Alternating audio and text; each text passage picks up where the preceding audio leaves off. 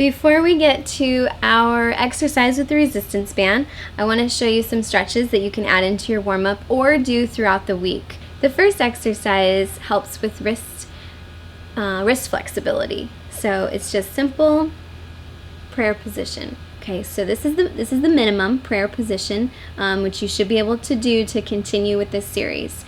And then just bring your wrists down towards the ground, and you can feel more stretch the farther down that you go.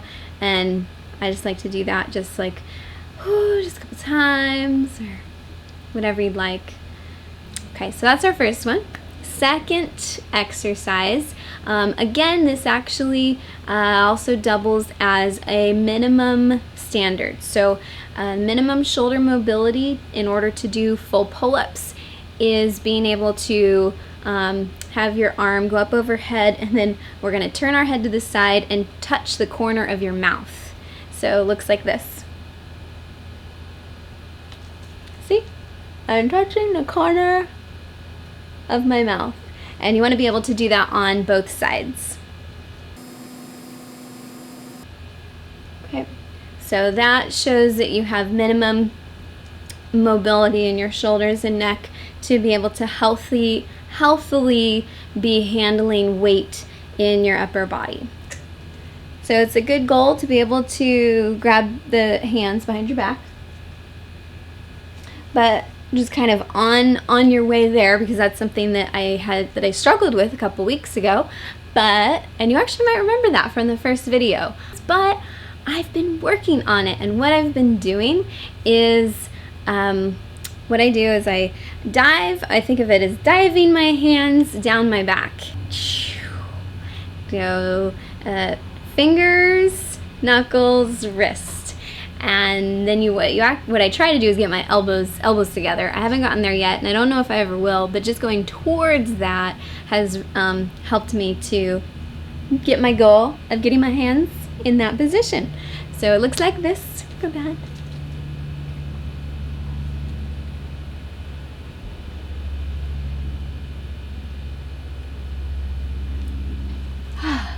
So, and I like to do that a couple times in a warm-up, in between moving my arms around. This is always a classic as part of the warm-up. So, and those can be really nice for opening up those shoulders and getting that flexibility in there.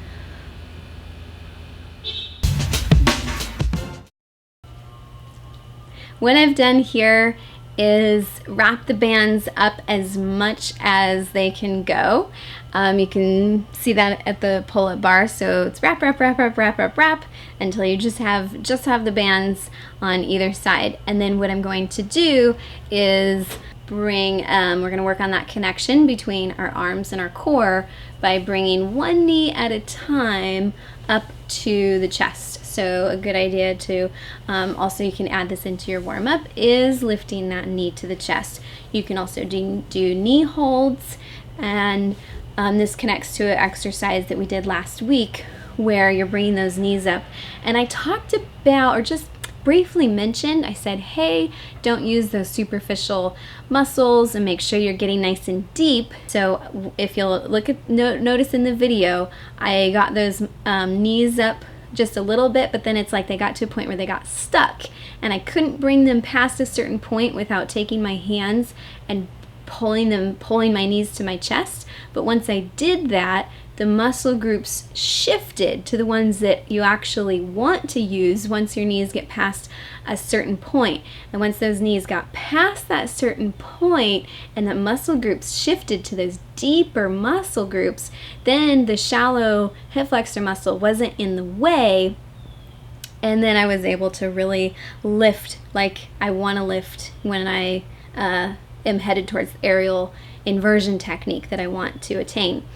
Now, I had my surgery right at my hip flexors, which is one thing I didn't want to, dive all into last week or anything, but I'm having struggles reconnecting to those muscles, and so I was kind of struggling with that. But You might struggle with that whether you've had surgery or not. So it's good to go over this kind of technique and let you know that you really want to dive deeper. And so when you do this knee to the chest, make sure that you really pull that belly in. And I think of it as breathing something out of the way that shifts underneath my femur bone, that thigh bone is kind of that image that I have in my head. So whatever's over here, like if this was my femur bone lifting up as my knee comes up, I think of breathing underneath and getting everything out of the way and tucking it underneath that femur bone and letting that femur bone come up and sink down in. So as your knee lifts up, let everything, breathe it all underneath. Next exercise, what you're going to see is we are going to run with our bands. So what I like to do is set up my legs in like a lunge position, and that way I can adjust the height as I need to depending on my band strength or my band length. And then you're basically just pulling down one at a time, and this gets you working on those fast twitch muscles, getting in there a little quicker than you might normally. So instead of slow and controlled, now don't sacrifice your form. If you feel like your form is off because you're moving too fast, then slow down, work on that form, and then get back up to speed. But go as fast as you can and keep good form. In this last exercise of the day, this one's my favorite because we get to be little bunnies and we're gonna hop. And what you can tell, I have a 4-year-old, keep that in mind. So we're gonna be jumping up and down and having some fun. And you can jump with 2 feet, 1 foot, 1 foot. Don't go too crazy at first. Just make sure you get to know your equipment, make sure your equipment can handle it, ease into it, and then have some fun with it. And make sure that you are feeling your body work. When we're doing this hoppity hop hop, one position that I like to do is very much of an external rotation. Now you see me going like this and I'm saying external, and it feels weird to say because it feels like I should be saying internal. When you rotate your pinkies towards your heart, that's actually an external rotation if we're looking at the rotation of the arm. So it helps to have the arms at the side when you're deciding, is it external or internal rotation? So if the arms are at the side, I don't know if you can see my arms, and you externally rotate, you'll notice the direction of that pinky is in fact this direction. So if your arms are internally rotated, you'll notice it's difficult. You have limited shoulder mobility. And so the external rotation actually leads to having nice mobility in those shoulders. And so make it easy on yourself. Go externally rotated, get those biceps involved.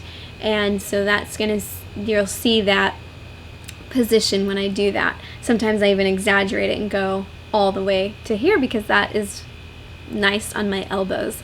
Sometimes if I start getting out here before my strength is ready, I'll have some issues in my elbows. So we want to make sure that to build up that strength one step at a time.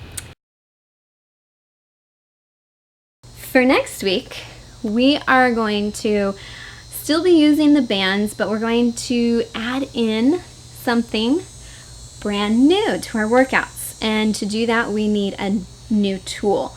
So I'm going to tell you about it this week so you can go and buy it and be ready for next week's exercise. That tool that is going to come in very handy is called a pull-up assist band. So you can Google that. I found these on Amazon. You want to get one that works for your body weight. So get one that's really going to help you. So the stronger they are, the easier things will be for you. So get one that will hold your body weight, and then also get one that will hold less of your body weight. So one that's thinner, that one is going to make things harder because it won't assist you as much. So these we're going to wrap around our pull-up bars next week and use them in our workouts. So this you'll want to have next week so you can come prepared. And with that, I will see you next week. Toodles!